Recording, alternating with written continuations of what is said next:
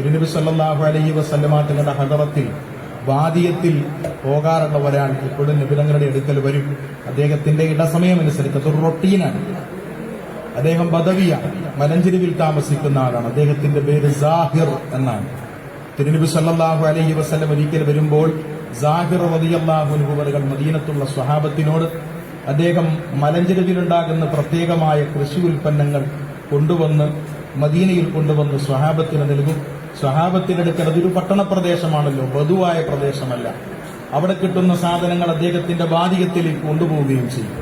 ഒരിക്കൽ തിരുനബി സല്ലല്ലാഹു അലൈഹി വസല്ലമ തങ്ങൾ വരുമ്പോൾ സാഹിർ റളിയല്ലാഹു തആല അൻഹു അവர்கள் സ്വഹാബത്തിനോട് സംസാരിച്ചു കൊണ്ടിരിക്കുകയാണ്.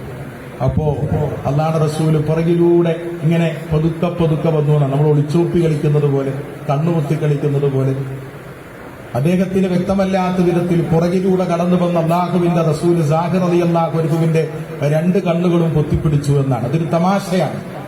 അത്തരം സന്ദർഭത്തിൽ നബിതങ്ങൾ സല്ലല്ലാഹു അലൈഹി വസല്ലം ഇതാരാണ് പിടിച്ചത് എന്ന് സാഹിർ തങ്ങൾക്ക് മനസ്സിലായില്ല. സാഹിർ തങ്ങൾ ചോദിച്ചു, ആരാണ് എന്റെ കണ്ണു പൊത്തിയത്?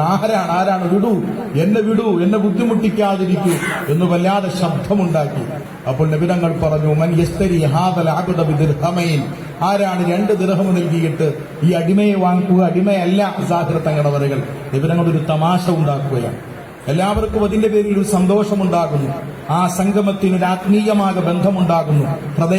ഹൃദയങ്ങളോട് അടുക്കുന്നു. അല്ലാഹുവിന്റെ റസൂലാണെന്ന് ശബ്ദ സൗകുമാര്യത്തെ കൊണ്ട് സാഹിർ റളിയല്ലാഹു അൻഹു അവர்கள் മനസ്സിലാക്കിയപ്പോൾ എന്റെ കണ്ണുകളിലാണല്ലോ നിബിധങ്ങൾ കുത്തിപ്പിടിച്ചത്, എന്റെ ശരീരത്തിന്റെ ഭാഗം അല്ലാഹുവിന്റെ റസൂലിന്റെ പവിത്രമായ ശരീരത്തിലേക്കാണല്ലോ ചേർന്നു നിൽക്കുന്നത് എന്ന് ചിന്തിച്ചുകൊണ്ട് സാഹിർ തങ്ങളവர்கள் അവസരം മുതലാക്കാൻ അവിടത്തെ ശരീരത്തെ അല്ലാഹുവിന്റെ റസൂലിന്റെ ശരീരത്തോട് വിയർപ്പിന്റെ കണങ്ങളോട് നന്നായി ചേർത്തുരസി ആ ശരീരത്തിലേക്ക് അവിടത്തെ അംശാംശം പറ്റാൻ വേണ്ടി വല്ലാതെ പരിശ്രമിച്ചു എന്നാണ്. അതാണ് ആ സ്നേഹബന്ധത്തിന്റെ ആഴം. ഇവരങ്ങളോട് പറഞ്ഞു, നബിയെ, എന്നൊരടിമയായി അങ്ങാടിയിൽ കൊണ്ടുവന്ന് അങ്ങ് വിറ്റാൽ അങ്ങേക്ക് നഷ്ടം സംഭവിക്കും. ഞാൻ അങ്ങനെ വിലപിടിപ്പുള്ള ഒരടിമയല്ലല്ലോ. എന്റെ ശരീരം കാണാൻ ഭംഗിയില്ല. എന്റെ വികൃത രൂപമായ ഒരു ശരീരമാണ് റബ്ബെനിക്ക് നൽകിയത്. ഒരിക്കലുമല്ല സാഹിർ, നീ നഷ്ടം സംഭവിക്കുന്നവനല്ല. അള്ളാഹു നിന്നെ വിജയിപ്പിക്കട്ടെ എന്ന് മുത്തുനബി മുഹമ്മദ് മുസ്തഫ സല്ലല്ലാഹു അലൈഹി വസല്ലമ തങ്ങളുടെ പ്രാർത്ഥനാർത്ഥത്തിന്റെ നറുമണമുള്ള പരിമളമുള്ള വചനങ്ങൾ. ഇതെല്ലാമാണ് ബന്ധങ്ങൾ എന്ന് പറഞ്ഞാൽ. ബഹുമാനപ്പെട്ട തൊടിയൂർ ഉസ്താദ് അവരുകൾ ആമുഖമായി ആ ഭാഷണത്തിന്റെ തുടക്കത്തിൽ ഒരു തമാശ പറഞ്ഞപ്പോൾ എന്റെ മനസ്സങ്ങോട്ടേക്കാണ് സഞ്ചരിച്ചത്. നമ്മുടെ നേതാക്കൾ സ്നേഹത്തോടെ നമ്മളോട് ഇടപെടുകയും തമാശയോടെ ഇടപെടുകയും ആത്മാർത്ഥമായി ഇടപെടുകയും ചിലപ്പോൾ കാർക്കശ്യത്തിന്റെ ഭാഷയിൽ ഇടപെടുകയും അപ്പോഴും നമ്മുടെ സ്നേഹബന്ധങ്ങൾക്ക് തകരാറ് വരാൻ പാടില്ല. എനിക്ക് തോന്നുന്നു അടുത്ത് സംഘടനാ സെഷനുകളിൽ ചർച്ച നടക്കുമ്പോൾ അദ്ദേഹത്തിന് അറിയാമായിരിക്കും, പലപ്പോഴും കൂടുതൽ ഒച്ചയിട്ട് സംസാരിക്കുന്ന ആളുകളിൽ പെട്ട ഒരാൾ ഞാനാണ്. പക്ഷെ അപ്പോഴും വ്യക്തിബന്ധങ്ങൾക്ക് വരച്ചിലില്ല, സ്നേഹബന്ധങ്ങൾക്ക് തകരാറില്ല. ആത്മാർത്ഥമായി നമ്മൾ പറയുന്ന കാര്യങ്ങളെ ഒരർത്ഥത്തിൽ കേൾക്കാനും ഗൗനിക്കാനും ചിലപ്പോൾ നിർദ്ദയം തള്ളിക്കളയാനും ആധികാരികമായ സ്വാതന്ത്ര്യത്തോടെ അപ്രകാരം നമ്മൾ അന്യോന്യമാകുമ്പോൾ തന്നെ ഇങ്ങനെ ഒരുമിച്ചിരിക്കാനും ഇങ്ങനെ സംഗമിക്കുവാനും നമുക്കുള്ള വേദി അതാണ് ബഹുമാനപ്പെട്ട ദക്ഷിണ കേരള ജംഇയ്യത്തുൽ ഉലമ. ഒരു പ്രസ്ഥാനമുണ്ടാകുമ്പോൾ ആ പ്രസ്ഥാനം ചുമൊരു സംഘടന ഉണ്ടാക്കണമെന്ന് വിചാരിച്ചുകൊണ്ട് നമുക്കൊരു സംഘടന ഉണ്ടാക്കാം. പക്ഷെ അങ്ങനെ ഉണ്ടായ ഒരു സംഘടനയല്ല ബഹുമാനപ്പെട്ട ദക്ഷിണ കേരള ജംഇയ്യത്തുൽ ഉലമ. പലപ്പോഴും പരിശുദ്ധമായ ദീനുൽ ഇസ്ലാമിന്റെ പ്രവർത്തന വഴിയിൽ രൂപപ്പെട്ടിട്ടുള്ള പല കാര്യങ്ങളും സാഹചര്യത്തിന്റെ നിർബന്ധത്താൽ ഉണ്ടായിത്തീരുന്നതാണ്. എന്തുകൊണ്ടാണ് സാഹചര്യത്തിന്റെ നിർബന്ധത്താൽ ഉണ്ടായിത്തീരുന്നത് എന്ന് ചോദിച്ചാൽ, മുത്തുനബി സല്ലല്ലാഹു അലൈഹി വസല്ലം അവിടുത്തെ ജീവിതത്തിൽ പറയാത്ത പ്രവർത്തിക്കാത്ത ഒരു കാര്യം അതെല്ലാം ബിദ്അത്താണല്ലോ, അതെല്ലാം പുതിയ കാര്യങ്ങളാണ്. പക്ഷെ ആ പുതിയ കാര്യങ്ങളായി പ്രവർത്തിക്കുന്ന ഒരു കാര്യം, കൊണ്ടുവരുന്ന ഒരു കാര്യം പരിശുദ്ധമായ ഖുർആനിനോടും തിരുസുന്നത്തിനോടും അല്ലാഹുവിന്റെ റസൂൽ സ്വല്ലല്ലാഹു അലൈഹി വസല്ലമ തങ്ങളുടെ ജീവിത വൃത്തത്തിൽ നിന്നും നമുക്ക് പകർന്നു നൽകിയിട്ടുള്ള പരിശുദ്ധമായ ദീനിന്റെ സന്ദേശങ്ങളിലേക്കും പൂർണ്ണമായി താദാത്മ്യം പ്രാപിക്കുന്നതാണെങ്കിൽ ആ ബിദ്അത്ത് പ്രവർത്തിക്കേണ്ട ബിദ്അത്താണ്, അല്ലാതെ പ്രവർത്തിക്കാൻ പാടില്ലാത്ത ബിദ്അത്തല്ല. അല്ലാഹുവിന്റെ റസൂലിന്റെ കാലഘട്ടത്തിൽ പരിശുദ്ധമായ ഖുർആനിന്റെ തദ്വീൻ നടന്നിട്ടില്ലല്ലോ. നമുക്കെല്ലാവർക്കും അറിയും, പരിശുദ്ധമായ ഖുർആനിന്റെ തദ്വീൻ അല്ലാഹുവിന്റെ റസൂലിന്റെ കാലഘട്ടത്തിൽ നടന്നിട്ടില്ല. സിദ്ദീഖുൽ അക്ബർ റളിയല്ലാഹു അൻഹുവിന്റെ കാലഘട്ടത്തിലാണ് കള്ളപ്രവാചകനാകുന്ന മുസൈലമത്തുൽ കദ്ദാബുമായി വളരെ വലിയ ഒരു സംഘടന ഉണ്ടാകുന്നത്. ആ സംഘടനത്തിന്റെ വേളയിൽ ധാരാളം സ്വഹാബാക്കൾ മരണപ്പെട്ടു. മരണപ്പെട്ടുപോയ സ്വഹാബാക്കൾ ചില്ലറക്കാരായിരുന്നില്ല. മരണപ്പെട്ടുപോയ സ്വഹാബാക്കളിൽ ധാരാളം ആളുകൾ പരിശുദ്ധമായ ഖുർആനിനെ മനഃപ്പാഠമിട്ട ഹാഫിളുകളായിരുന്നു. ഹാഫിളുകളായ ധാരാളം ഖുർആൻ മനഃപ്പാഠമിട്ട സ്വഹാബാക്കൾ മരണപ്പെട്ടു പോയപ്പോ അല്ലാഹുവിന്റെ റസൂലിന്റെ സ്വഹാബാക്കളിൽപ്പെട്ട അഗ്രേസരായ പണ്ഡിതന്മാരായ സ്വഹാബാക്കളിൽ ഉന്നതസ്ഥാനീയരായ ആളുകൾ വന്നുകൊണ്ട് സിദ്ദീഖുൽ അക്ബർ തങ്ങളോട് പറയുന്നുണ്ട്, അവിടുത്തെ ഖിലാഫത്തിന്റെ കാലഘട്ടം മുത്തലിബ് തങ്ങൾക്ക് ശേഷമുള്ള ഖിലാഫത്താണ്. ഖിലാഫത്ത് എന്ന് പറഞ്ഞാൽ തന്നെ പ്രതിനിധീകരണം എന്നാണ് ആ വാക്കിന്റെ അർത്ഥം. അത് ചുമ്മാ പ്രതിനിധീകരണമല്ല. ബഹുമാനപ്പെട്ട സിദ്ദീഖുൽ അക്ബർ തങ്ങളുടെയും ഉമർ ഇബ്നുൽ ഖത്താബ് തങ്ങളുടെയും ഉസ്മാൻ ഇബ്നു അഫ്ഫാൻ തങ്ങളുടെയും അലി ഇബ്നു അബീ ത്വാലിബ് തങ്ങളുടെയും ശേഷം 6 മാസക്കാലഘട്ടം മാത്രം പരിമിതമായി നീണ്ടു നിൽക്കുന്ന ഹസൻ ഇബ്നു അലി റളിയല്ലാഹു അൻഹുവിന്റെയും ഭരണകാലഘട്ടം അത് 30 വർഷമാണ്. നബി തങ്ങൾ പറഞ്ഞിട്ടുണ്ട്, അൽ ഖിലാഫത്തു ബഅദി 30 സന, എനിക്ക് ശേഷം യഥാർത്ഥ ഖിലാഫത്തിന്റെ കാലഘട്ടം അത് 30 വർഷ കാലഘട്ടമാണ് എന്ന്. എന്താണ് ആ യഥാർത്ഥ ഖിലാഫത്തിന്റെ കാലഘട്ടം എന്ന് പറഞ്ഞാൽ? അല്ലാഹുവിന്റെ റസൂലിന്റെ പരിശുദ്ധമായ സുന്നത്തിനോട് ഒരൽപ്പം പോലും വ്യതിചലിക്കാതെ, ഒരു വ്യതിചലിക്കലിന്റെ ശായിബത്ത് പോലും ഇല്ലാതെ എന്നാണ് വിശ്വാസശാസ്ത്രത്തിന്റെ പണ്ഡിതന്മാർ അതിനെക്കുറിച്ച് രേഖപ്പെടുത്തിയത്. അങ്ങനെയുള്ള ഖിലാഫത്തിന്റെ കാലഘട്ടമാണ് സിദ്ദീഖുൽ അക്ബർ തങ്ങളുടെ കാലഘട്ടം. സിദ്ദീഖുൽ അക്ബർ തങ്ങളുടെ പരിസരത്ത് വന്നിട്ട് സ്വഹാബാക്കൾ പറയുന്നത് ഖുർആൻ മുദവ്വനാക്കണമെന്നാണ്. ഖുർആൻ അതിന്റെ ലിഖിത രൂപത്തിൽ രേഖയിട്ടുകൊണ്ട് സൂക്ഷിക്കണം. ധാരാളം ഹാഫിലിങ്ങൾ മൺമറഞ്ഞു പോകുന്നു. സിദ്ദീഖുൽ അക്ബർ തങ്ങളുടെ മനസ്സതിലേക്ക് വന്നില്ല. അവിടുന്ന് വല്ലാതെ ബേജാറായി. എന്താണ് പ്രശ്നം? അല്ലാഹുവിന്റെ റസൂൽ ചെയ്തിട്ട് പോകാത്ത ഒരു കാര്യമാണ്, നബിതങ്ങൾ പ്രവർത്തിക്കാത്ത ഒരു കാര്യമാണ്, നബിതങ്ങൾ അങ്ങനെ ചെയ്യണമെന്ന് പ്രത്യേകമായി നിർദ്ദേശിക്കാത്ത ഒരു കാര്യമാണ്. എങ്ങനെയാണ് ഞാനിത് ചെയ്യുക? അല്ലാഹുവിന്റെ റസൂൽ ചെയ്യാത്ത ഒരു കാര്യം എന്റെ പ്രവൃത്തിപഥത്തിൽ അവിടത്തിന്റെ ജീവിതത്തോട്, എന്റെ ജീവിതത്തിന്റെ മുഴുവൻ വൃത്താന്തങ്ങളും ഖിലാഫത്ത് പൂർണ്ണമാകാൻ ഒത്തുനിൽക്കേണ്ടതുണ്ട്, ചേർന്ന് നിൽക്കേണ്ടതുണ്ട്. താദാത്മ്യം, സമഞ്ജസ സമ്മേളനം ആ ജീവിതത്തോട് എന്റെ ജീവിതത്തെ കൊണ്ട് സംഭവ്യമാകേണ്ടതുണ്ട്. അങ്ങനെയാകുമ്പോൾ എപ്രകാരമാണ് ഞാൻ പരിശുദ്ധമായ ഖുർആനിന്റെ തദ്വീൻ ചെയ്യുക? പലവട്ടം പറഞ്ഞപ്പോൾ അവിടത്തിന്റെ മുശാവറകൾ, ആ സ്വഹാബത്തിന്റെ ഒന്നാകെ മുശാവറകളും സിദ്ദീഖുൽ അക്ബർ തങ്ങളുടെ ഖൽബിന്റെ ഈമാനും ചേർത്ത് വെച്ചാൽ സിദ്ദീഖുൽ അക്ബർ തങ്ങളുടെ ഖൽബിന്റെ ഈമാനിനാണ് ഭാരം കൂടുക. അതാണ് സിദ്ദീഖുൽ അക്ബർ തങ്ങളുടെ പദവി. അവിടുത്തെ ഈമാൻ അത്ര ഉന്നതമാണ്, ഔലയാണ്, ഏറ്റവും ഉന്നതമായ ദറജയിലാണ്. അതുകൊണ്ടാണ് അല്ലാഹുവിന്റെ അമ്പിയാക്കൾക്ക് ശേഷം അമ്പിയാക്കളുടെ പ്രബോധിതമായ ആദ്യാദ്യ പ്രബോധിതരാകുന്ന മുഴുവൻ അമ്പിയാക്കളുടെയും അസ്ഹാബിനെ എടുത്താൽ എല്ലാ അമ്പിയാക്കളുടെയും അസ്ഹാബുകളിൽ ഒന്നാം സ്ഥാനമുള്ളത് ബഹുമാനപ്പെട്ട സിദ്ദീഖുൽ അക്ബർ റളിയല്ലാഹു അൻഹു അവറുകൾക്കാണ്. അനവധിയായ മുശാറവകൾക്കൊടുവിൽ പരിശുദ്ധമായ ഖുർആനിന്റെ ഹിഫാലത്തിന്, സുയാനത്തിന് അപ്രകാരം ഒരു നടപടിക്രമം അനിവാര്യമാണെന്ന് അവിടുത്തെ കൽബ് കൊണ്ടും ബോധ്യപ്പെട്ട സന്ദർഭത്തിലാണ് പരിശുദ്ധമായ ഖുർആനിന്റെ തദ്വീൻ സംഭവിക്കുന്നത്. ആ ഖുർആനിന്റെ തദ്വീൻ മുതൽ ഉമർ ഇബ്നുൽ ഖത്താബ് തങ്ങളുടെ കാലഘട്ടത്തിൽ ആണല്ലോ ഇസ്ലാമിക് കലണ്ടർ അതെങ്ങനെയാകണമെന്ന ചർച്ചയുണ്ടാകുന്നത്. അവിടുത്തെ ഖിലാഫത്തിന്റെ കാലഘട്ടം നമ്മൾ അണ്ടർലൈൻ ചെയ്യേണ്ടതാണ്. സിദ്ദീഖുൽ അക്ബർ തങ്ങളുടെ ഖിലാഫത്തിന്റെ കാലഘട്ടം 2 ചില്ലുവാനും വർഷം മാത്രമാകുമ്പോൾ ബഹുമാനപ്പെട്ട ഉമർ ഇബ്നുൽ ഖത്താബ് തങ്ങൾ അവர்கள் ഒരു 10 പതിറ്റാണ്ടിലധികം കാലഘട്ടമാണ് ഇസ്ലാമിക ലോകത്തിന്റെ നേതൃത്വം നൽകിയത്. ഉമർ തങ്ങളുടെ ഖിലാഫത്തിന്റെ കാലഘട്ടത്തെ കുറിച്ച് പറയാറുണ്ട്. എന്താണെന്നോ, ആ ഒരു 10 പതിറ്റാണ്ട് കാലഘട്ടത്തെ കൊണ്ടാണ് പരിശുദ്ധമായ ഖുർആനിന്റെ ദീനിന്റെ സന്ദേശം അല്ലാഹുവിന്റെ റസൂൽ പറഞ്ഞു വച്ചിട്ടുണ്ട്. ഞാൻ എന്റെ ജീവിതത്തിന്റെ ദൗത്യം പൂർത്തീകരിച്ചപ്പോൾ ആ ദഅവത്ത് ലോകത്തേക്ക് എല്ലായിടത്തേക്കും സമ്പൂർണ്ണമായി എത്തിച്ചേർന്നിട്ടുണ്ട്. അതങ്ങനെ അനവരതം തുടരുക എന്ന പ്രതിഭാസവും പ്രവർത്തനവും മാത്രമാണ് ലോകത്തിന് അനിവാര്യമായിട്ടുള്ളത്. അതങ്ങനെ തുടർന്ന് ലോകത്തേക്ക് പടർന്ന് പരിലസിച്ച ഒരു കാലഘട്ടം അത് ഉമർ ഇബ്നുൽ ഖത്താബ് തങ്ങളുടെ ഒരു 10 പതിറ്റാണ്ടിലധികം നീണ്ടു നിൽക്കുന്ന കാലഘട്ടമായിരുന്നു. പല സ്ഥലങ്ങളിലും വാരിയായി ബഹുമാനപ്പെട്ടവർ ഗവർണറായി നിയമിച്ച ആളുകൾ അള്ളാഹുവിന്റെ റസൂലിന്റെ 2ാമത്തെ ഖലീഫയോട് സംശയം ചോദിച്ചു. ചിലപ്പോൾ കത്തിൽ മുഹറം എന്ന് കാണുന്നു, സഫർ എന്ന് കാണുന്നു, റബീഉൽ അവ്വൽ എന്ന് കാണുന്നു. ഏത് മുഹറമാണ്? പോയ മുഹറമാണോ, വരാനിരിക്കുന്ന മുഹറമാണോ, ഏത് സഫറാണെന്നുള്ള കാര്യത്തിൽ ഒരു വർഷപരിഗണനയിൽ ഒരു തിട്ടപ്പെടലില്ലാതെ ഈ കാര്യത്തിന്റെ വർഷക്കണക്കുകൾ കൃത്യമാകുന്നില്ല. അതിനാൽ ഒരു കലണ്ടർ കൃത്യമായ മാനദണ്ഡങ്ങളിൽ ഉണ്ടാകണമെന്ന് പറയുമ്പോൾ ഉമർ ഇബ്നുൽ ഖത്താബ് റളിയല്ലാഹു അൻഹു സ്വഹാബത്തിനെ വിളിച്ചു കൂട്ടുന്നുണ്ട്. പറയുന്നുണ്ട്. ഏതാണ് മാനദണ്ഡമാക്കേണ്ടത് എന്ന സംശയം ഉന്നയിക്കുന്നുണ്ട്. പലരും പല അഭിപ്രായങ്ങൾ പറയുന്നുണ്ട്. ആനക്കലഹത്തെ പറഞ്ഞവരുണ്ട്. അല്ലാഹുവിന്റെ റസൂലിന്റെ പരിശുദ്ധമായ ആ പിറവിയെ സംബന്ധിച്ച് മാനദണ്ഡമാക്കാമെന്ന് പറഞ്ഞവരുണ്ട്. അല്ലാഹുവിന്റെ റസൂലിന്റെ ബിഅ്സത്ത് പവിത്രമായ നിയോഗത്തെ മാനമാക്കാമെന്ന് പറഞ്ഞവരുണ്ട്. അല്ലാഹുവിന്റെ റസൂലിന്റെ മക്കത്തുൽ മുകറമയിൽ നിന്നും മദീനത്തുൽ മുനവ്വറയിലേക്കുള്ള പലായനം അതിനെ മാനദണ്ഡമാക്കാമെന്ന് പറഞ്ഞവരുണ്ട്. ഉമർ തങ്ങളാണ് പറഞ്ഞത്. ഉമർ റളിയല്ലാഹു തആല അൻഹുവരെ കുറിച്ച് അല്ലാഹുവിന്റെ റസൂൽ പറഞ്ഞിട്ടുണ്ടല്ലോ, അവ്വലു മൻ സാഫഹുൽ ഹഖ് ഉമർ അൽ ഹഖ് നതഖ ബിലിസാനി ഉമർ. ഹഖ് ഉമർ ഇബ്നുൽ ഖത്താബ് തങ്ങളുടെ നാവ് കൊണ്ട് സംസാരിക്കുന്നു. ഹഖ് ഒരു സദസ്സിലേക്ക് കടന്നു വന്നാൽ എന്റെ സ്വഹാബാക്കളിൽ ആദ്യം മുസാഫഹ ചെയ്യുന്നവരിൽ പെട്ടവരാണ് എന്റെ രണ്ടാമത്തെ ഖലീഫയായി പിന്നീട് വന്ന ഉമർ ഇബ്നുൽ ഖത്താബ് തങ്ങൾ എന്നല്ലാഹുവിന്റെ റസൂൽ അവിടുത്തെ തിരുനാവ് കൊണ്ട് എന്തെല്ലാം ജീവിതത്തിൽ വരുന്നുണ്ടോ അതെല്ലാം മുമ്പേ അല്ലാഹുവിന്റെ റസൂൽ പറഞ്ഞു വെച്ചിട്ടുണ്ട്. ഉമർ റളിയല്ലാഹു അൻഹു പറഞ്ഞു, അൽ ഹിജ്റ ഹിയൽ ഫാരിഖതു ബൈനൽ ഹഖ് വൽ ബാത്തിൽ. സത്യത്തിന്റെയും അസത്യത്തിന്റെയും ഇടയിൽ വ്യവച്ഛേദിച്ചത് അല്ലാഹുവിന്റെ റസൂലിന്റെ മക്കത്തുൽ മുകറമയിൽ നിന്നും മദീനത്തുൽ മുനവ്വറയിലേക്കുള്ള പലായനമാണ്. ആ പലായനത്തെ തുടർന്നാണ് പരിശുദ്ധമായ ദീനുൽ ഇസ്ലാമിന്റെ ജ്വാജ്വലമായ ഭാവിയിലേക്കുള്ള എല്ലാ ഒന്നും ഹിജ്റ കൊണ്ടും നുസ്രത്ത് കൊണ്ടുമാണ് പൂർണ്ണമായത്. ഹിജ്റ കൊണ്ട് മാത്രമല്ല, നുസ്രത്ത് കൊണ്ടുമാണ് പൂർണ്ണമായത്. മുഹാജിറുകളായ സ്വഹാബാക്കളും അതുപോലെ അവരെ സഹായിച്ച അൻസാറുകളാകുന്ന സ്വഹാബാക്കളും അവർ ചേരുംപടി ചേർന്നപ്പോഴാണ് ഇസ്ലാമിക ഉമ്മത്തിന്റെ ദൗത്യം പൂർത്തീകരിക്കാൻ സാധിച്ചത്. അതുകൊണ്ട് നന്ദിയാകേണ്ടത്, അടിക്കല്ലാകേണ്ടത് ഹിജ്റയാണ്. നമ്മുടെ കലണ്ടർ ഹിജ്റ എന്ന പേരിൽ അറിയപ്പെടട്ടെ എന്ന് ഉമർ ഇബ്നുൽ ഖത്താബ് റളിയല്ലാഹു അൻഹു അല്ലാഹുവിന്റെ റസൂലിന്റെ പരിശുദ്ധമായ മനസ്സ് വായിച്ചുകൊണ്ട് അഥവാ സുന്നത്തിനോട് ചേർന്ന് നിന്നുകൊണ്ട് ലോകത്ത് വിളംബരം ചെയ്യുകയുണ്ടായി. ഇതെല്ലാം ബിദ്അത്താണ്.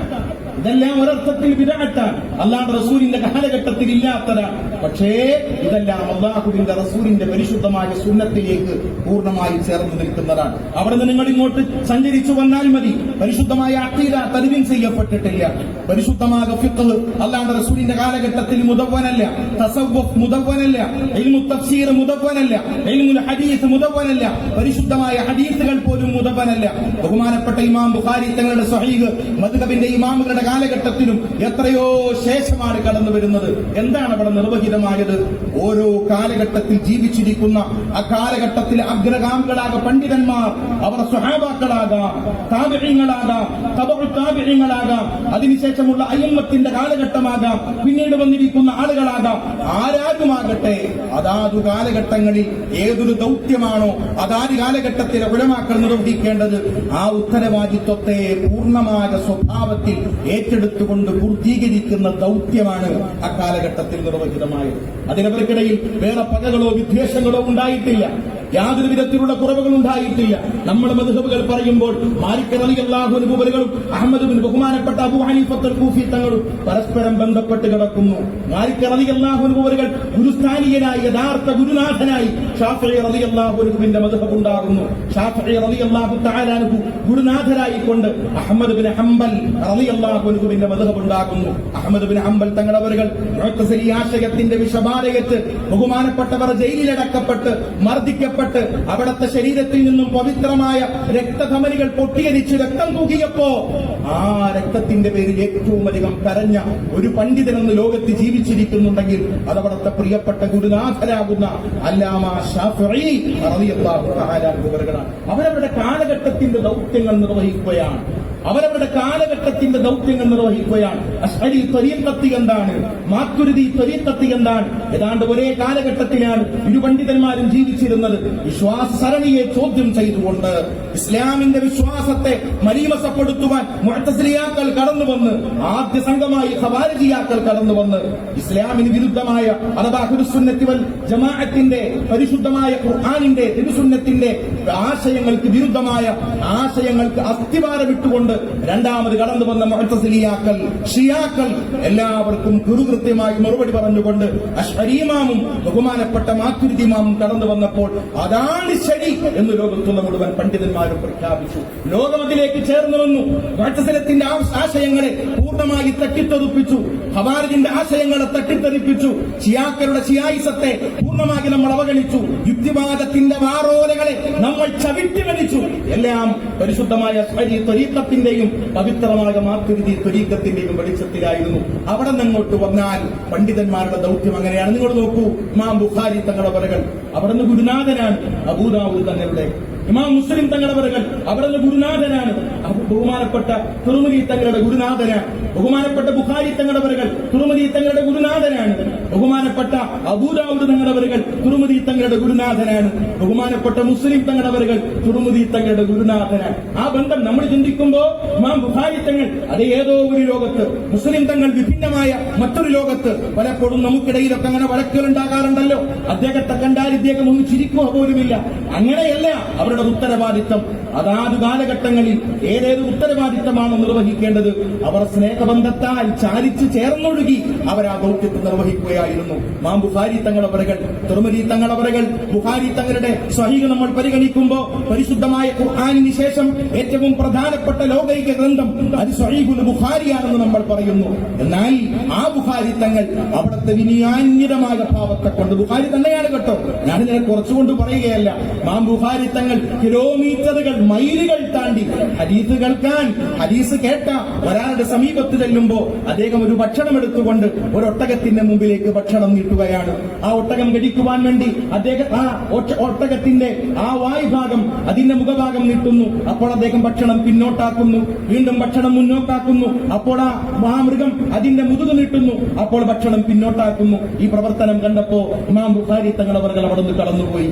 അള്ളാഹുവിന്റെ റസൂലിന്റെ ഹദീസ് കേൾക്കാൻ വേണ്ടി മൈലുകൾ താണ്ടി കടന്നു വന്ന യാത്രയാണ്. ഇരുടും പകലും താണ്ടിക്കൊണ്ട് കടന്നു വന്ന യാത്രയാണ്. അവിടുത്തെ സുഹാബ്, കൂട്ടുകാർ, ശിക്ഷകണങ്ങൾ ചോദിക്കുന്നുണ്ട്, എത്ര ദൂരം താണ്ടി നമ്മൾ വന്നതാണ്?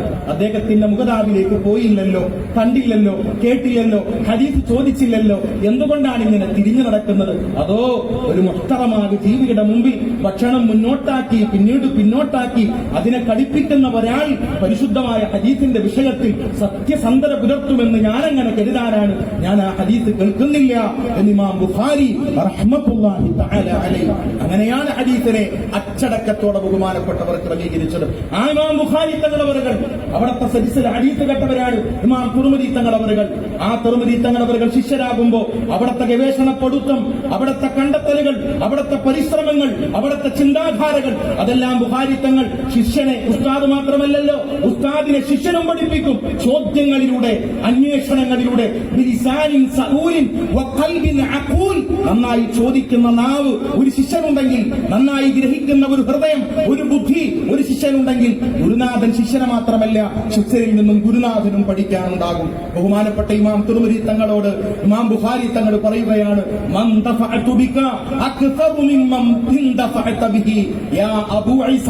എന്റെ പ്രിയപ്പെട്ട അബാ ഈസ, നിങ്ങൾ എന്നെ കൊണ്ട് പ്രയോജനമെടുത്തതിനേക്കാൾ വളരെ കൂടുതലാണ് എന്റെ ശിഷ്യരാകുന്ന നിങ്ങളെ കൊണ്ട് ഞാനെടുത്ത പ്രയോജനം എന്ന് പറയാൻ മാത്രം ബഹുമാനപ്പെട്ട ഇമാം ബുഖാരി റളിയല്ലാഹു അൻഹു. ആ ബന്ധങ്ങൾ നിങ്ങൾ നോക്കൂ. അവരാ കാലഘട്ടത്തിന്റെ ദൗത്യം ഹദീസുകളെ, സഹീഹായ ഹദീസുകളെ ക്രോഡീകരിക്കുക എന്ന ദൗത്യം നിർവഹിച്ചവരാണ്. അവിടെയാണ് ബഹുമാനപ്പെട്ട ദക്ഷിണ കേരള ജംഇയ്യത്തുൽ ഉലമയിലേക്ക് നമ്മൾ വരേണ്ടത്. കേരളം എന്ന് പറയുന്ന സംസ്ഥാനം, തിരി പ്രബോധനം നടന്നുപോകുന്ന സംസ്ഥാനം. ആദ്യം വടക്കൻ കേരളത്തിലേക്കാണ് നിങ്ങൾ നോക്കേണ്ടത്. അന്ന് വടക്കൻ കേരളം, മലബാർ എന്ന് പറയുന്നത് മദ്രാസ് പ്രസിഡൻസിയുടെ കീഴിലാണ്. അത് കേരളത്തിന്റെ ഭാഗമല്ല. കൊച്ചി എന്ന് പറയുന്ന പ്രദേശമാണ് ഇങ്ങോട്ട്. തിരുകൊച്ചി ജംഇയ്യത്തുൽ ഉലമ എന്നാണല്ലോ നമ്മുടെ പ്രസ്ഥാനത്തിന്റെ ആദ്യ നാമം തന്നെ. മലബാർ പ്രദേശത്ത് അവിടെ 1921 കലാപം നിങ്ങൾക്കറിയാമല്ലോ. നമ്മളെല്ലാവരും അത് കണ്ടവരാണ്, വായിച്ചവരാണ്, മനസ്സിലാക്കിയവരാണ്. 1921 ആദിഭയാനകമായ കലാപം. ആ കലാപത്തിന് ഒരുപാട് പ്രശ്നങ്ങൾ ഉണ്ടായി. ചില ആളുകളൊക്കെ നാട് വിട്ടോടി. ഒരുപാട് മുസ്ലിങ്ങൾ, നല്ല പണ്ഡിതന്മാർ, പരിശുദ്ധമായ ദീനിന്റെ ആഴങ്ങളിൽ അറിഞ്ഞ പണ്ഡിതന്മാർ, വിശിഷ്യ ലോകാടിസ്ഥാനത്തിൽ ഖിലാഫത്തിനെ തകർക്കുവാൻ ബ്രിട്ടീഷ് ഗവൺമെന്റ് നീങ്ങിയപ്പോൾ ആ ഖിലാഫത്തിന്റെ സംസ്ഥാപനത്തിന് വേണ്ടി മുദ്രാവാക്യം മുടക്കിക്കൊണ്ട് ഇറങ്ങിത്തിരിച്ച അഹ്ലുസുന്നത്തിന്റെ പണ്ഡിതന്മാർ, അവരുടെ വാക്കുകൾ കേട്ടുകൊണ്ട് രംഗത്ത് വന്ന സാധാരണക്കാരായ പ്രവർത്തകർ, നൂറുകണക്കിന് ആളുകളെയാണ് ബ്രിട്ടീഷ് പട്ടാളം കൊന്നൊടുക്കിയത്. ആ കൂട്ടത്തിൽ ഒരു സംഘം ആളുകൾ മലബാറിൽ നിന്നും കൊടുങ്ങല്ലൂരിൽ വന്ന് ഒരു കൂട്ടം പണ്ഡിതന്മാർ ചെറിയ ആളുകളല്ല, അവിടെ ഗുരുനാഥന്മാർ ചെറിയാളല്ല. ബഹുമാനപ്പെട്ട ചാലിരകത്ത് കുഞ്ഞഹമ്മദ് ഹാജി അൽ ഉസ്താദ് നവ്വറല്ലാഹു മർഖദ എന്ന് പറഞ്ഞാൽ വേറൊരു ബാക്കിയാത്തു സ്വാലിഹാത്തിൽ നിന്നും ആദ്യമായി ബാക്കവി സനദെടുത്ത് കേരളത്തിലേക്ക് വന്ന പണ്ഡിതന്മാരുടെ കൂട്ടത്തിൽപ്പെട്ടവരാണ്. എല്ലാ ഫന്നും കൈകാര്യം ചെയ്യുന്നവരാണ്. ഇൽമു തഫ്സീർ, ഇൽമുൽ ഹദീസ്, ഇൽമുൽ ഫിഖ്ഹ്, ഇൽമു തസവ്വുഫ് എന്നൊക്കെ പറയുമ്പോൾ നമ്മളൊക്കെ സാധാരണ പറയുന്നതാണല്ലോ. ഇൽമുൽ മന്തിഖ്, ഇൽമുൽ മആനി, ജിഹത്തുൽ ഖിബ്ല, സുമൂത്തുൽ ഖിബ്ല, ഹിസാബുൽ ഔഖാത്ത്, എല്ലാ കാര്യങ്ങളിലും അതിഗഹനമായ അറിവുണ്ടായിരുന്ന മഹാപണ്ഡിതൻ.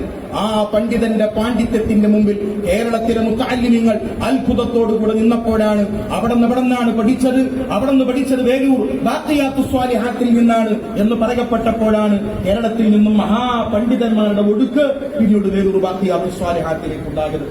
ആ ചാലികത്ത് കുഞ്ഞഹമ്മദ് ഹാജി ഉസ്താദ് അവറുകൾ നവ്വറല്ലാഹു മർഖദ ബഹുമാനപ്പെട്ടവരുടെ പ്രഗൽഭ പണ്ഡിതനാണ്. ബഹുമാനപ്പെട്ട ഖുതുബി മുഹമ്മദ് മുസ്ലിയാർ അവറുകൾ നവ്വറല്ലാഹു മർഖദ ലോകത്തിലെ സമസ്തയുടെയും ബഹുമാനപ്പെട്ട ദക്ഷിണ കേരള ജംഇയ്യത്തുൽ ഉലമയുടെയും സ്ഥാപക നേതാക്കളാകുന്ന മുഴുവൻ പണ്ഡിതന്മാരുടെയും ഗുരുസ്ഥാനികനാണല്ലോ ബഹുമാനപ്പെട്ട ഖുതുബിയോർ അവറുകൾ.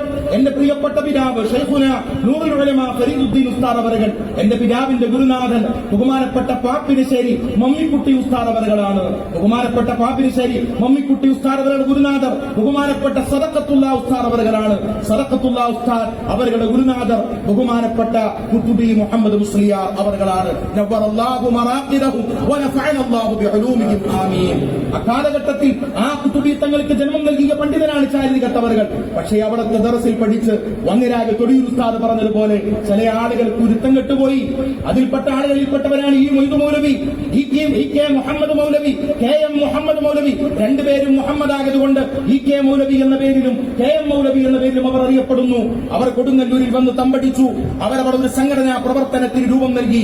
ആ സംഘടനാ പ്രവർത്തനത്തിന്റെ രൂപമാണ് മുസ്ലിം ഐക്യ സംഘം എന്ന് പറയുന്നത്.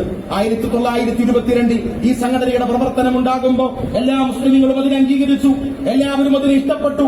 അവർ ചില അഭിപ്രായങ്ങളൊക്കെ അങ്ങിങ്ങായി പറയാൻ തുടങ്ങിയപ്പോ യഥാർത്ഥ ഉലമാക്കൾ അഹ്ലുസുന്നയുടെ പണ്ഡിതന്മാർക്ക് അസ്വസ്ഥതയായി. നിങ്ങൾ എന്താണ് ഈ പറയുന്നത്? പരിശുദ്ധമായ ദീനിന് വിരുദ്ധമായി, സുന്നത്ത് ജമാഅത്തിന്റെ മഖ്ദൂമി പാരമ്പര്യത്തിന് വിരുദ്ധമായി, ഇസ്ലാമിന്റെ അജയ്യമായ പ്രോജ്വലമായ സംസ്കൃതിക്ക് വിരുദ്ധമായി നിങ്ങൾ സംസാരിക്കുകയാണോ എന്ന ചോദ്യപ്പാടും ഇല്ല. ഞങ്ങൾ അങ്ങനെയൊന്നും സംസാരിക്കുന്നവരല്ല, നാം എല്ലാം ഒന്നല്ലേ എന്ന് പറഞ്ഞുകൊണ്ട് ഉലമാക്കളെ ആദ്യഘട്ടത്തിൽ പറ്റിക്കാൻ അവർക്ക് സാധിച്ചു. അതിനുശേഷം രണ്ടാമത്തെ യോഗം അവർ ചേരുന്നത് നമ്മുടെ തെക്കൻ കേരളത്തിൽപ്പെട്ട ആലുവയിലാണ്.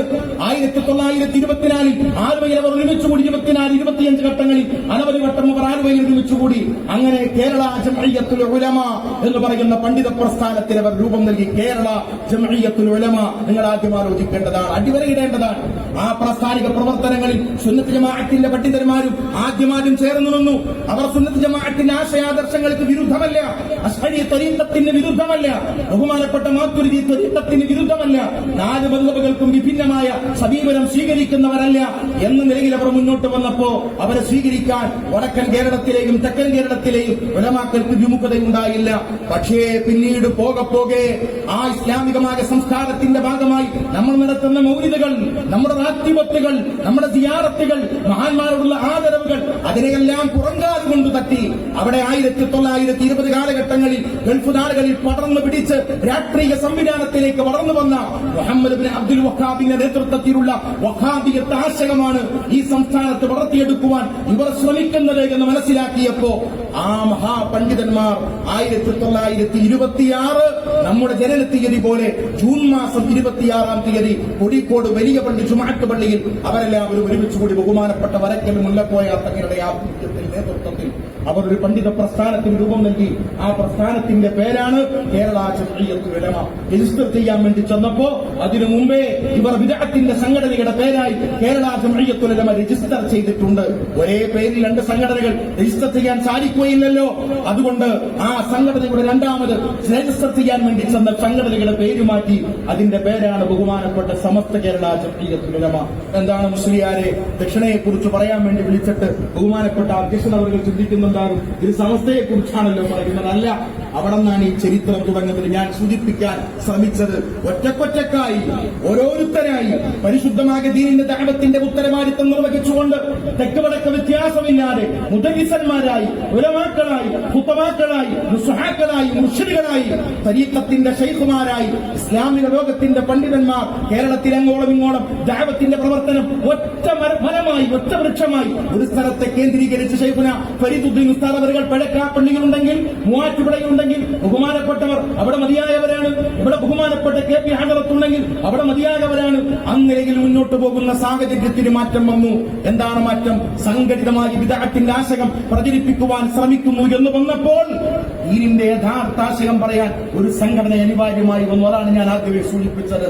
അനിവാര്യതകളിലാണ് നമ്മുടെ പണ്ഡിതന്മാർ ഇടപെട്ടിട്ടുള്ളത്.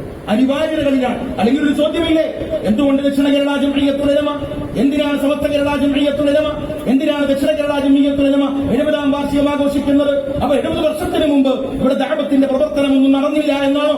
ജംഇയ്യത്ത് ദക്ഷിണ വന്നപ്പോഴാണോ ഇവിടെ ദഅവത്തിന്റെ പ്രവർത്തനം നടന്നത്? അതിന് മറുപടിയാണ് പറഞ്ഞത്. അനിവാര്യമായ ഘട്ടത്തിൽ ഈ ഉലമാക്കൾ ഒരുമിച്ച് നിൽക്കണമെന്ന സാഹചര്യം വന്നപ്പോൾ അവിടെ സമസ്തയുണ്ടായി. ആ സമസ്തയുടെ പ്രവർത്തനം അവിടെ മനോഹരമാക്കി നടന്നു പോകുമ്പോൾ അപ്പോഴും തെക്കൻ കേരളത്തിൽ അതിന്റെ പ്രവർത്തനം ഇല്ല, വളരെ നാമമാത്രമായ പ്രവർത്തനം. അപ്പോൾ ഇവിടെ ഒരു സംഘടന വേണം.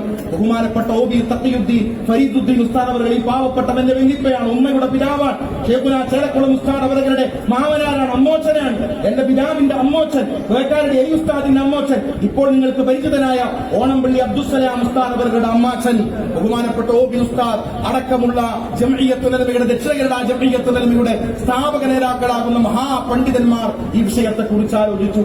സമസ്തയുടെ നേതാക്കളെ കണ്ടു. അവര് പറഞ്ഞു, ഞങ്ങളുടെ പ്രവർത്തനം അങ്ങോട്ട് വ്യാപിപ്പിക്കുക എന്ന് പറയുന്നത് പ്രായോഗികമായി അതിന് ഒരുപാട് പ്രശ്നങ്ങളുണ്ട്.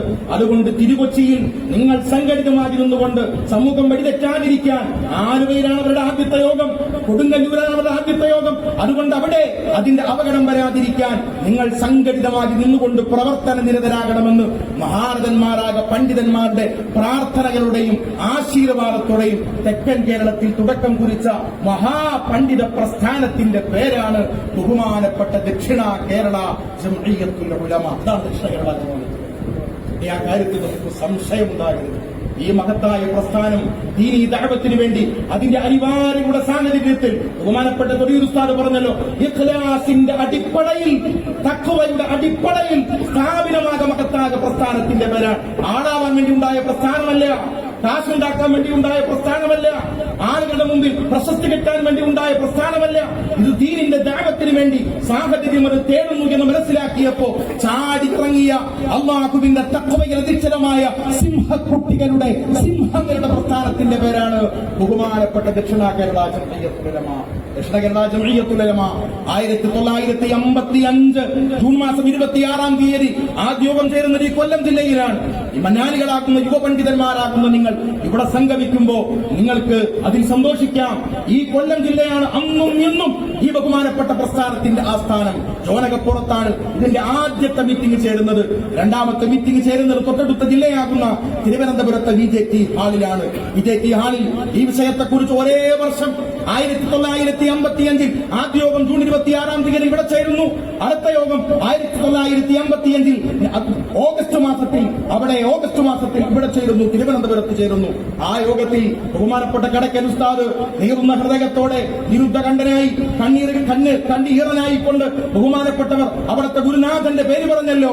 ബഹുമാനപ്പെട്ട റഈസുൽ ഉലമ എം ശുഹാബുദ്ദീൻ ഉസ്താദ് അവர்கள் ഖദ്ദസല്ലാഹു സിർറഹുൽ അസീസ് ആ മഹത്തായ സദസ്സിൽ ഇങ്ങനെ ഒരു പ്രസ്ഥാനം രൂപീകരിക്കേണ്ടതിന്റെ അനിവാര്യതയെ സംബന്ധിച്ച്, പ്രാധാന്യത്തെ സംബന്ധിച്ച് ബഹുമാനപ്പെട്ടവർ അവിടുത്തെ സ്വാഗത ഭാഷണത്തിൽ ഒരു പ്രബുദ്ധമായ പ്രഭാഷണം നടത്തി. ആ പ്രഭാഷണത്തെ അവിടെ തന്നെ എടുത്തു പ്രതിയാക്കി ഉണ്ടാക്കി അവിടെ ഇരിക്കുന്ന ആളുകൾക്കിടയിൽ വിതരണം ചെയ്തു. മുമ്പതുണ്ടായിരുന്നു എന്നതില്ല, ആളുകൾക്കിടയിൽ രണ്ടടയ്ക്ക് വിതരണം ചെയ്തു. കൂടുതൽ തിരുത്തുണ്ടെങ്കിൽ ആദരണീയരായ ഉസ്താദുമാരെ തിരുത്തട്ടെ. അതാണ് ഈ പ്രസ്ഥാനത്തിന്റെ ആദ്യത്തെ പ്രവർത്തന ഫണ്ട്. നമുക്കിന്ന് പ്രവർത്തന ഫണ്ടില്ല എന്ന് തൊടിയൂർ ഉസ്താദ് പറഞ്ഞു. മനാലിയെ സഹായിക്കണമെന്ന് പറഞ്ഞു, ദക്ഷിണ കേരള ജംഇയ്യത്തുൽ ഉലമയെ സഹായിക്കണമെന്ന് പറഞ്ഞു. പക്ഷേ ഇന്ന് ദക്ഷിണ കേരള ജംഇയ്യത്തുൽ ഉലമയ്ക്ക് ഒരു ഫണ്ട് 10 കോടി രൂപയുടെ ഫണ്ട് അനിവാര്യമാണെന്ന് പറഞ്ഞാൽ ആ 10 കോടി രൂപയുടെ ഫണ്ട് കിട്ടുക എന്ന് പറഞ്ഞാൽ ഇന്ന് പ്രയാസകരമായ ഒരു കാര്യമല്ല. ആ ഒരു ഭൗതികമായ പശ്ചാത്തലത്തിൽ, സാമ്പത്തികമായ പശ്ചാത്തലത്തിൽ ആണ് ഇന്ന് ബഹുമാനപ്പെട്ട ദക്ഷിണ കേരള ജംഇയ്യത്തുൽ ഉലമ നിലകൊള്ളുന്നത്. പക്ഷേ ഇതിന്റെ അടിസ്ഥാന സ്വത്ത് ഏതാണെന്നറിയാമോ? ഇതിന്റെ ആദ്യത്തെ ഫണ്ട് ഏതാണെന്നറിയാമോ? അത് ബഹുമാനപ്പെട്ട എം ശിഹാബുദ്ദീൻ ഉസ്താദ് അവറുകൾ ഖദ്ദസല്ലാഹു സിർറഹുൽ അസീസ് അവിടുത്തെ പരിശുദ്ധമായ ഇൽമ് ആളുകൾക്കിടയിൽ നശ്ർ ചെയ്തതിൽ നിന്നും സിദ്ധമായ ആദ്യത്തെ വരുമാനത്തിൽ നിന്നും ഉണ്ടായതാണ്. ഖുർആൻ നമ്മൾ ഓതിയിട്ടില്ലേ? വഅമ്മൽ ജിദാറു فكان لغلامين يتيمين وكان تحته كنز لهما وكان أبوهما صالحا. ഒരു സ്വാലിഹായ പിതാവിന്റെ, നമ്മുടെ പിതാവ് എന്ന് പറയുമ്പോ നമ്മുടെ ബയോളജിക്കലായ പിതാവിനെ മാത്രം നമ്മൾ ഓർത്താൽ പോരാ. നമുക്ക് ജന്മം നൽകിയ പിതാവുണ്ടല്ലോ, അത് ശാരീരികമായി നമ്മുടെ പിതാവാണ്. പക്ഷെ നമുക്ക് ആത്മീയമായ പിതാവുണ്ട്. KP ഹസറത്ത് നിങ്ങളുടെ ആത്മീയമായ പിതാവാണ്. ആത്മീയമായ പിതാവ് KP ഹസറത്ത് ഒരു കാര്യം പറഞ്ഞാൽ നിങ്ങളുടെ പിതാവ് പറയുന്നു നിങ്ങൾ അങ്ങോട്ട് പോണ്ട, KP ഹസറത്ത് വിളിച്ചാലും കൊള്ളാം, ആര് വിളിച്ചാലും കൊള്ളാം, അങ്ങോട്ട് പോണ്ട എന്ന് പറഞ്ഞാൽ ആ പിതാവിനോട് പറയണം എന്റെ ആത്മകുലത്തിന്റെ പിതാവാണ് ബഹുമാനപ്പെട്ട KP ഹസറത്ത് അവറുകൾ. ആത്മകുലത്തിന്റെ പിതാവും ശരീരകുലത്തിന്റെ പിതാവും ഒരു കാര്യത്തിൽ വിഭിന്നമായി പറഞ്ഞാൽ ആത്മകുലത്തിന്റെ പിതൃത്വത്തെ അനുസരിക്കണമെന്നതാണ് നമ്മുടെ പരിശുദ്ധമായ ദീനിന്റെ അധ്യാപനം. കാരണം ആത്മകുലം ചേരുന്നത് മുത്തുനബി മുഹമ്മദ് മുസ്തഫ സല്ലല്ലാഹു അലൈഹി വസല്ലമ തങ്ങളിലേക്കാണ്. മനാനികളായി നിങ്ങൾ ചേർന്ന് നിൽക്കേണ്ടത് ഇതിന്റെ പ്രാധാന്യം നിങ്ങൾക്ക് മനസ്സിലായോ? അത്ര പ്രധാനപ്പെട്ടതാണ്. ഇതിന്റെ പിതൃത്വമാരാണ് ബഹുമാനപ്പെട്ട ശിഹാബുദ്ദീൻ ഉസ്താദ് അവറുകൾ. നമ്മുടെയൊക്കെ ഭിത്തികളുണ്ടല്ലോ, ജംഇയ്യത്തിന്റെ ഭിത്തി. ഇപ്പോ വരുന്ന SIR വരുമ്പോ നമ്മൾ അതിനു വേണ്ടി ചെയ്യുന്ന സമരമാകുന്ന ഭിത്തി ഉണ്ടല്ലോ, ഏക സിവിൽ കോഡിനെതിരെയുള്ള സമരത്തിന്റെ ഭിത്തി ഉണ്ടല്ലോ, വഖഫ് നിയമങ്ങൾ കടന്നു വരുമ്പോ പ്രതിരോധത്തിന്റെ വന്മതിൽ തീർക്കുന്ന ആ ഭിത്തി ഉണ്ടല്ലോ, ആ ഭിത്തിക്ക് അസ്ഥിവാരം ഇട്ടിട്ടുള്ളത് ബഹുമാനപ്പെട്ട ശിഹാബുദ്ദീൻ ഉസ്താദ് അവറുകളുടെ ഇഖ്ലാസിന്റെ ആ പൈസ കൊണ്ടാണ്, അണപ്പൈസ കൊണ്ടാണ് എന്ന് പറയുമ്പോൾ ഈ പ്രസ്ഥാനം എത്ര സമുന്നതമായ തലങ്ങളിലൂടെ സഞ്ചരിക്കേണ്ടുന്ന, നമ്മുടെ പ്രവർത്തനം എത്രത്തോളം സമുജ്ജലമായി നാം ആചരിക്കൽ അനിവാര്യമായി തീരുന്ന ഒരു പ്രസ്ഥാനമാണ് എന്നെ പ്രിയമുള്ള സഹോദരങ്ങളെ നിങ്ങളൊന്ന് ചിന്തിച്ചു നോക്കി.